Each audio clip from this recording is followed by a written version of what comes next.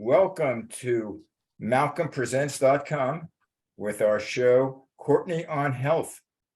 And we're streamed on the internet on a 24/7 basis. You can get this show anytime you want, plus all the back shows. Anyway, now that I introduce us, Maxine, take it away.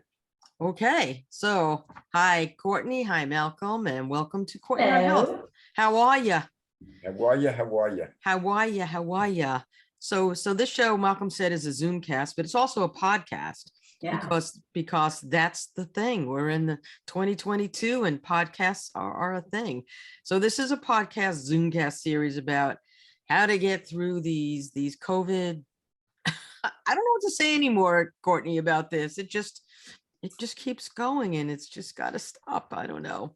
But Courtney gives us great tips on nutrition and exercise. Yes. She's a registered dietitian with a Master of Science degree in nutrition and applied physiology. And she's an experienced nutritional and health consultant in the New York metro area and beyond into the universe, and will help guide you on a path to wellness and health. So getting into the topic today somehow briefly, James Bond, he likes his martini shaken, not stirred.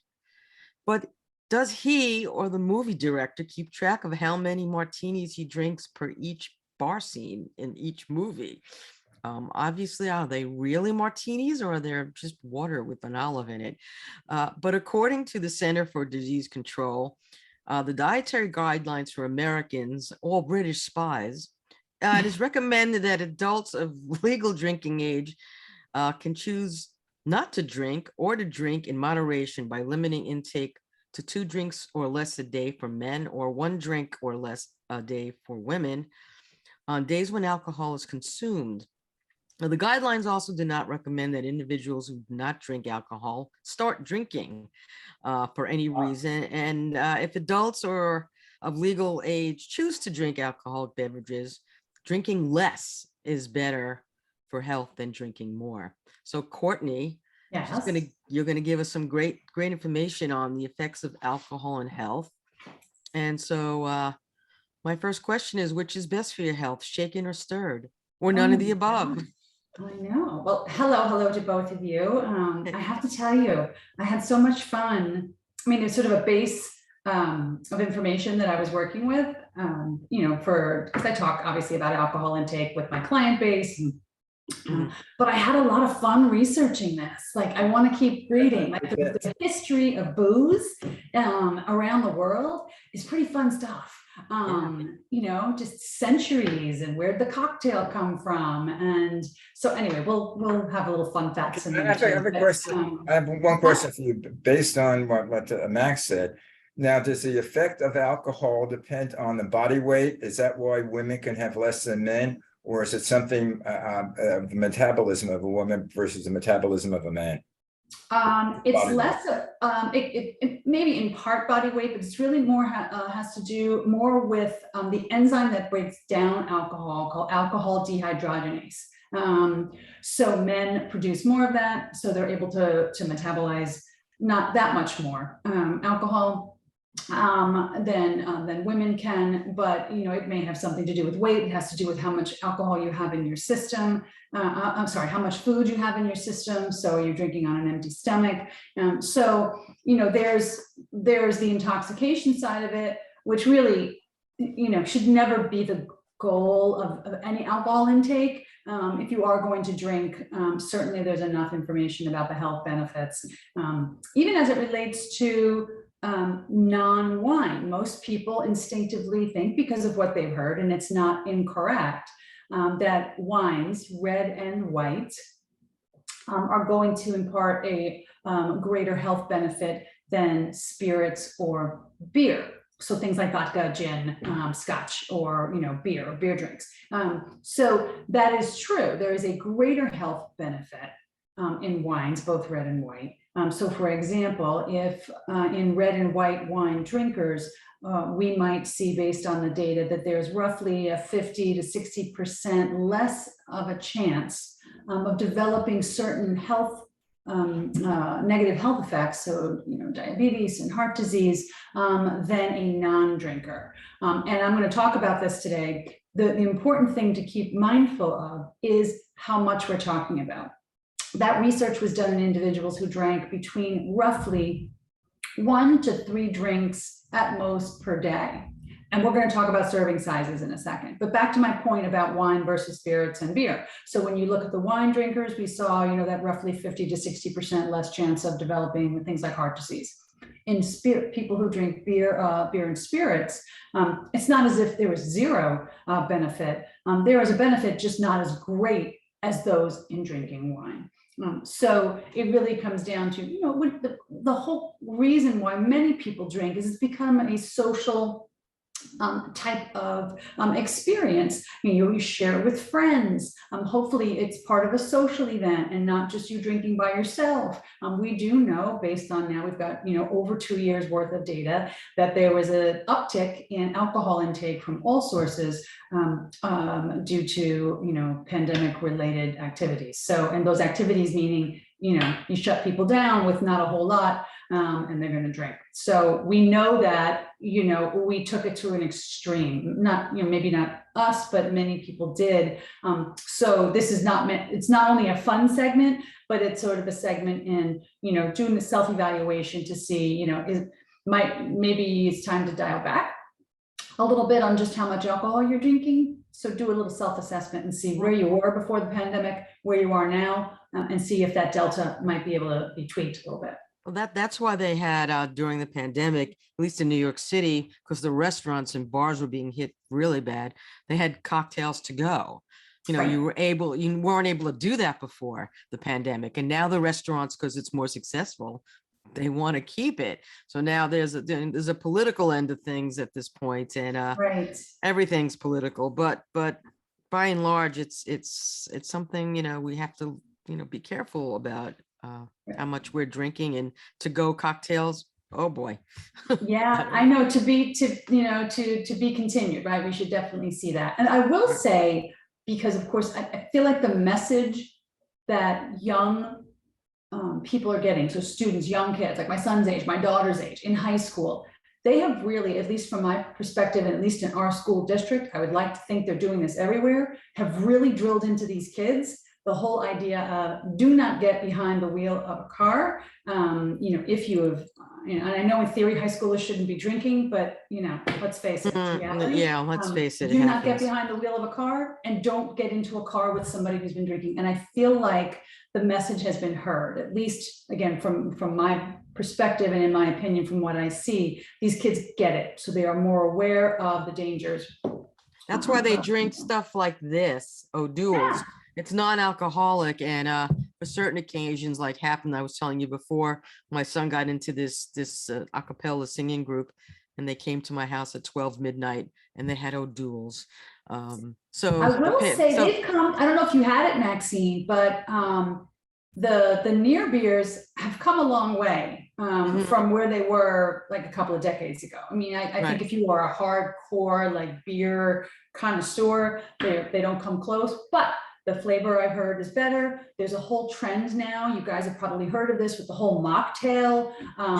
These elixirs that have the adaptogens in them. So there's this real movement to certainly try and go dry if that's for you, and it's certainly an option. But we do know that within reason and moderate intake of alcohol intake can have health benefits. So certainly it's in the class alcohol. So let's do a little alcohol 101, right? So it's in the class of drugs considered depressants. So a small amount may help, we've heard this before, sort of take the edge off, create a sense of calm. Small amounts can reduce blood pressure, heart rate. High amounts, of course, the opposite effect.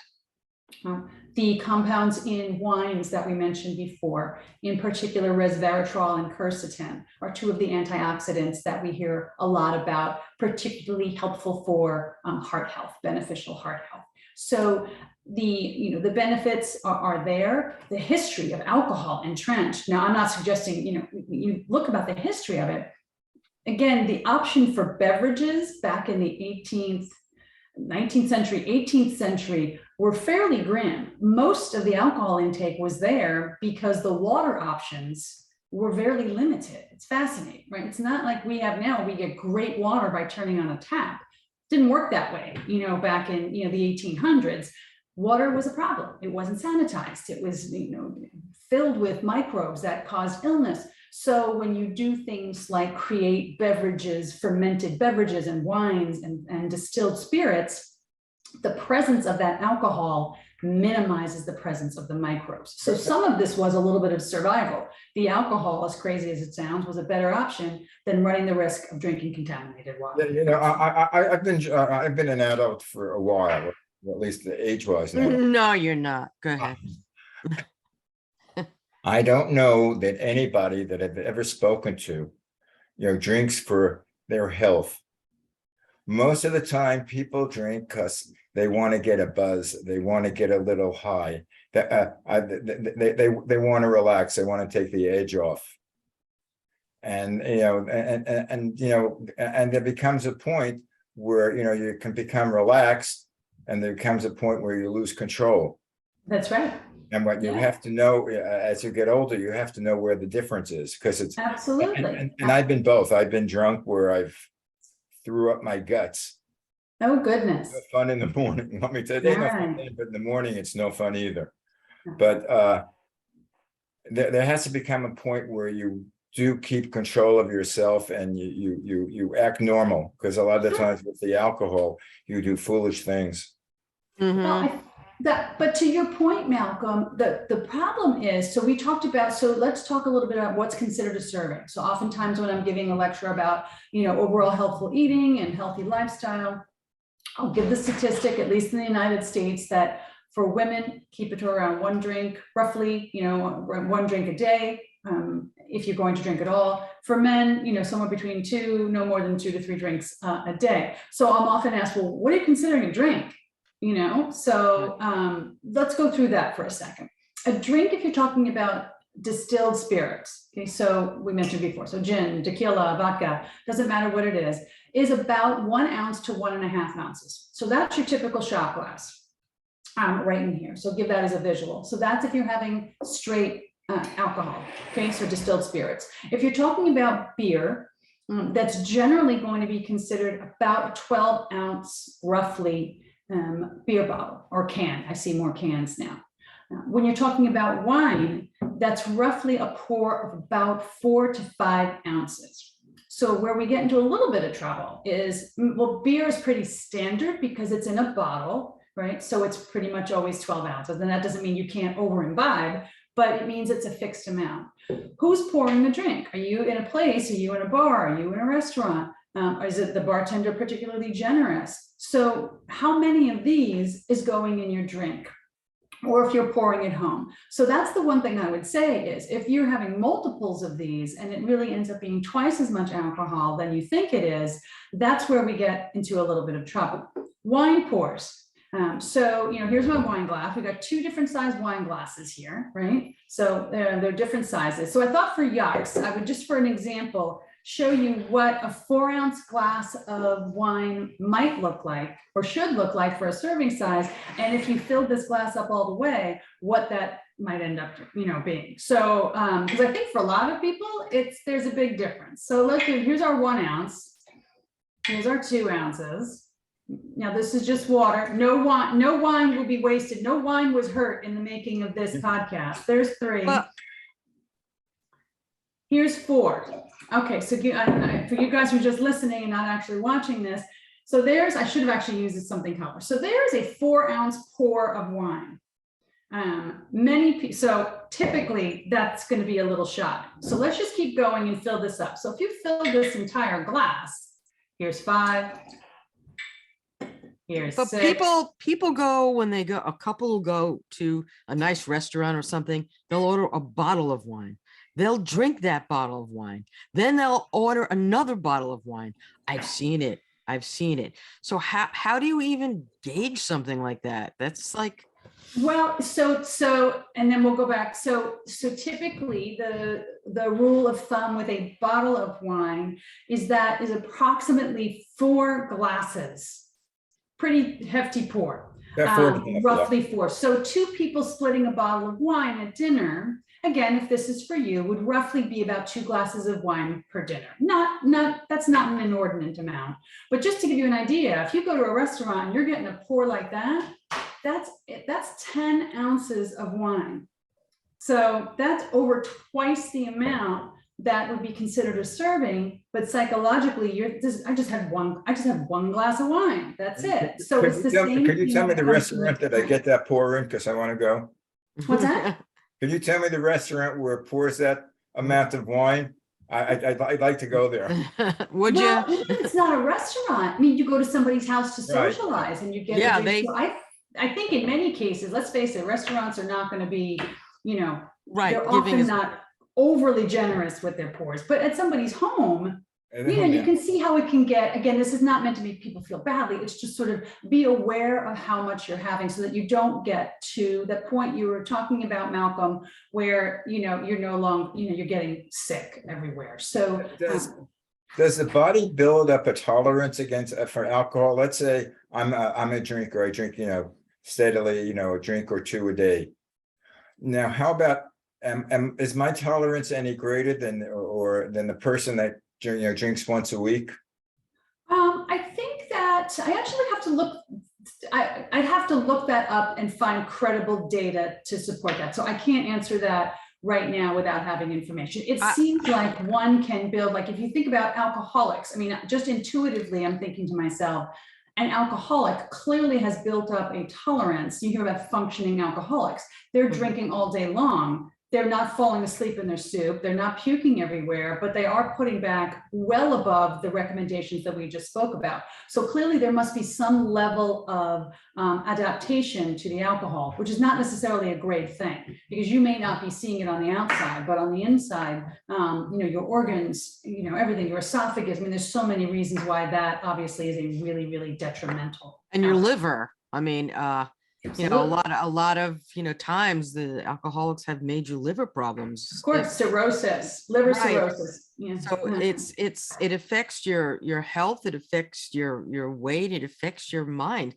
So yeah, being careful is important. You don't want to overdo it. Well, Yeah, fatty liver disease is a problem. I mean, again, you don't know, many people don't know that, but you could be walking around with a fatty liver all due to the fact that you have been consuming too much alcohol, and that becomes a problem long term. So, the whole idea is to just be a little bit more aware and be aware of things like, I don't know if you guys have noticed the line of sort of daytime, the darty drinking, so, Right. I heard everything from, all day rosé all day to, these types of cocktails, the White Claws and the like. This is just one brand, which of course is totally fine, but it gives the illusion that it's not very alcoholic at all. But if you look at the alcohol content on here, which for this one is 5%, that's the exact same as a beer.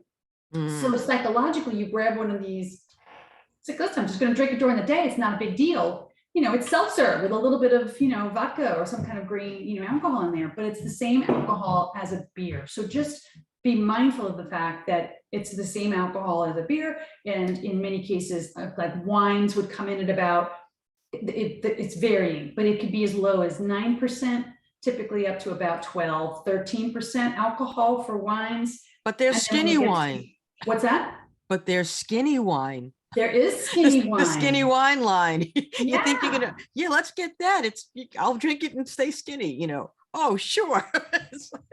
Yeah, I don't know about those, but Yeah. so the alcohol, so just read those. It has to be, again, all about labeling. The alcohol content, at least in this country, has to be noted on the can, bottle, whatever vessel you are looking at. So just make note of that, particularly if you're trying to experiment with some of these more summery type cocktails that you think might be really, really low in alcohol, but actually are the same as, a beer. Wow. So, Well, we're getting an impending storm here. I hear the. I know, I hear it too. It's Yep. coming. Let's finish this so we can don't have to worry about getting. I don't hear it. That's good. But I could Shocking. tell, Max, I could tell by you because there's no sunlight coming in through your shutters. Oh, no, it was It's dark, usually a dark. complaint about that. Right. It was, it's dark out there. So, So anyway, yeah, so so what else moderation, can we get? Max, just like you said, if you're going to be doing mixing, let's just talk a little bit about mixing. You know, people get into a lot of trouble, like you said, with the total calorie load separate from the alcohol intake in there. So whatever mixers oftentimes get folks into a little bit of trouble because that's where a lot of the caloric content is going to come from. So juices and things like that. So, be aware of what you're mixing it with, particularly if you're trying to watch your weight, because, you're going to be, so best case would be a glass of wine, which is about 110 calories-ish, 120 calories per 4 or 5 ounce. And then the next in line would be distilled spirits, which is about 100 calories per 1 to 1.5 ounces. But typically people are not just drinking distilled spirits on their own. They're having it with some type of mixer in there. So it can add up pretty quickly. Or you can, what I've been now drinking is scotch on the rocks. Oh, is the water diluted enough? That's the question.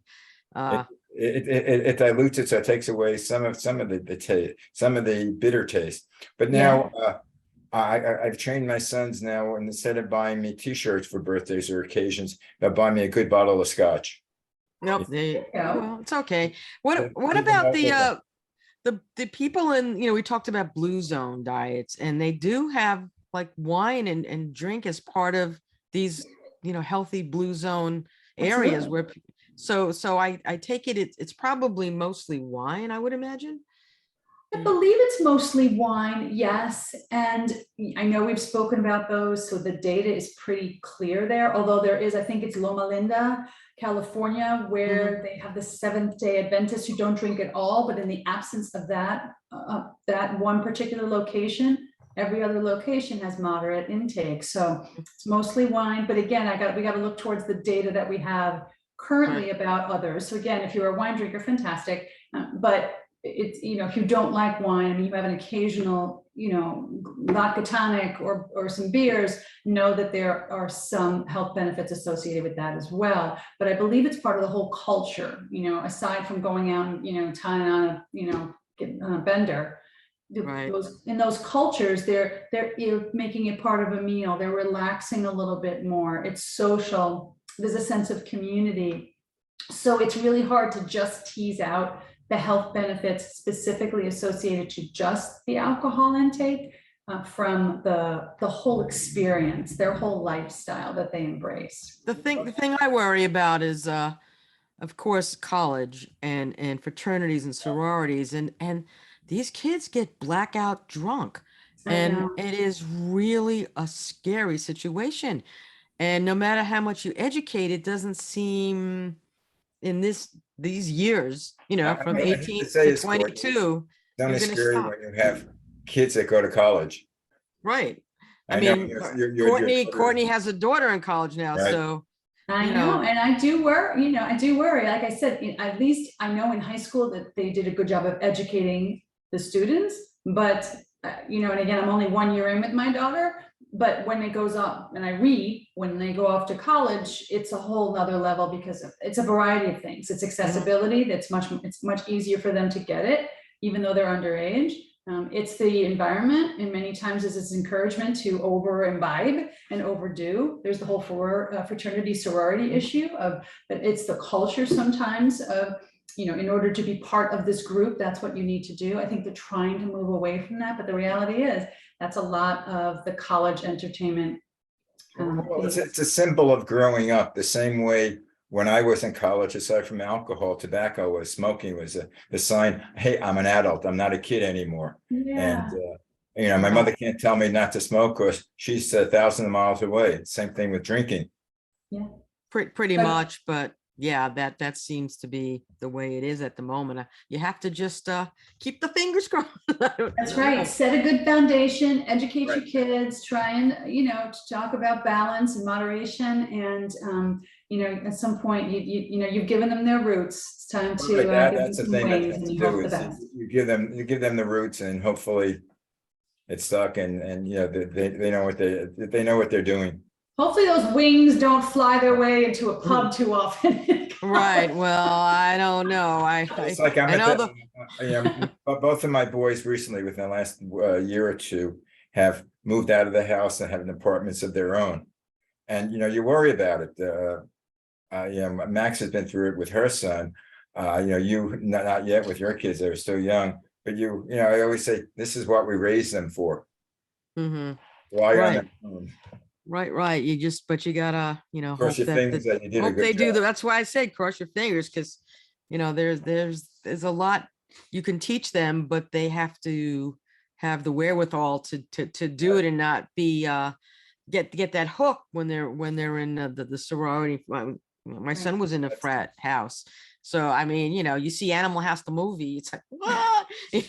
So, what the heck? But I was just yeah, reading where Tim Matheson, who's one of the stars of right. I remember. Yeah. House, has celebrated his 73rd birthday. I go, oh my God. Right. But anyway, Toga. No. getting back to wines, I know people say that more people say they get a bad high or headaches with white wine than red wine. What is the difference of what happens to the body with the different wines, the red and white?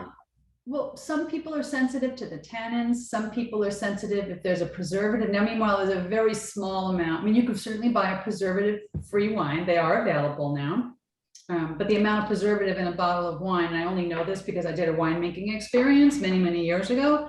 So the amount of sulfite preservative that goes in here is minuscule. It's tiny, but still, individuals may have a sensitivity to it. So it might be just very individual. I hear people say that wine, period, triggers more of a headache in them. But sometimes I hear red wine more often.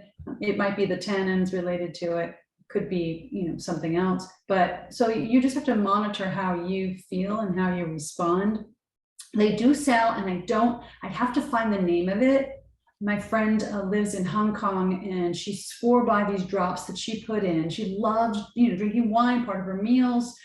She really got into it, but she said the red wine was killing her. And there were these drops that she put in that she said really helped with the headache. So I'm going to have to do some research and get back to you on that. My face gets red when I drink wine.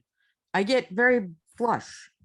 And it's annoying. So I try not to drink almost anything. I've been I don't drink, but this weekend I was with family, they gave me the non-alcoholic Guinness, which was very creamy and good. I mean, it had a nice flavor, and I didn't have any issues. But my husband's allergic to sulfites, so he's just kind of out of the picture with drinking for the most part. I see, like, where they eliminated smoking in most movies, I think after the 70s or 80s, where they, you don't see signs of people smoking that often, like you did in the movies of the 40s and 50s. Everybody had a cigarette in their mouth. But what I notice is everything now, especially with the people in their 20s or young couples, they're all drinking. It's you go to a party, everybody has cocktails. It's almost like to be non-alcoholic is to be antisocial. Right. Well, yeah, like I said, that's where some of these fun, it used to be if you didn't have a drink, what were your options? What, juice or like just water? But now I think for some people, the alcohol-free beers and this whole line of fun mocktails for people is really a fun thing. So what I would encourage you, back to the point I made at the top, and I know our time is probably coming to an end. If you've done a self-evaluation over the last couple of years, and it's like, what, I'm just drinking a little bit too much. It's too expensive. It's not good for my liver. It's not good for my body. It's affecting my sleep. So we didn't even touch on that, but too much alcohol, a little bit may be helpful, but too much creates a very disruptive environment for quality sleep. So do your self-assessment on how you're doing. And for some people, it's like, well, you know what, during the week, I really could do, maybe I could just have, cut it back.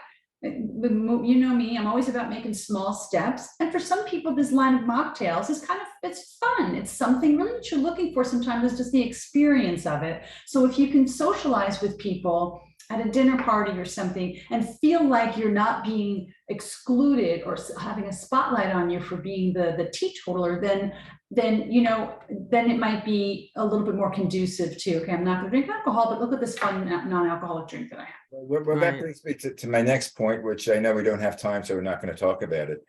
We should do a show on it. Alcohol versus marijuana. Right. Well, Because people want to get that edge off. And now they say, okay, well, alcohol is not that healthy for you to have too much, or we don't want it. But to take a joint, to have a toke or two, gives me that same feeling of relaxation. well, now they have edibles and they have CBD and they have all. But You know, that's a whole other show there, Courtney. Maybe we can talk right, about it. I need a cannabis specialist, We should right. get somebody. right? We should get a cannabis specialist and talk about it. I don't know. I mean, it's quite a topic because now it's very Actually, what we should pervasive. do is have us partake in it and do the show. Sure. Malcolm, how come Anyway, I knew you guys. were going to go there? I knew Wait, it. we could do a show while we're on edibles. Let's see We're what on happens. Anyway, guys, time That is would up. be funny on many levels. All right. Anyway, People are doing that.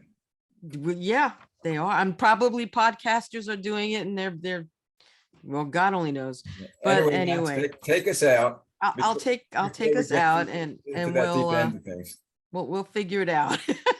So thank Courtney. That was great. I'm glad we get some info on alcohol You're and welcome. pros and cons of it. So people, you know, tune in and you'll get all the info. And thanks for joining us for Courtney on Health. To get more info, follow Courtney on her Facebook page, which is Courtney on Health, on Instagram, and CLG Wellness. And she's now, I think, on TikTok. TikTok, Well- same handle, CLG Wellness. So CLG follow me, Wellness. get good TikTok. info. She's the first TikToker of us. We visit her website at CourtneyGravenese.com. For more shows, go to MalcolmPresents.com and theManyShadesOfGreen.com. This is Courtney on Health, Smart Sound Nutrition, Strong Safe Fitness, and we'll catch you again next time. See you next week. See you next Ta-ta. week. Bye. Bye-bye. I gotta go get a drink now. Bye. Aha. That's not right. It's lunchtime in Los Angeles. Oh, that's Bye. true. Bye.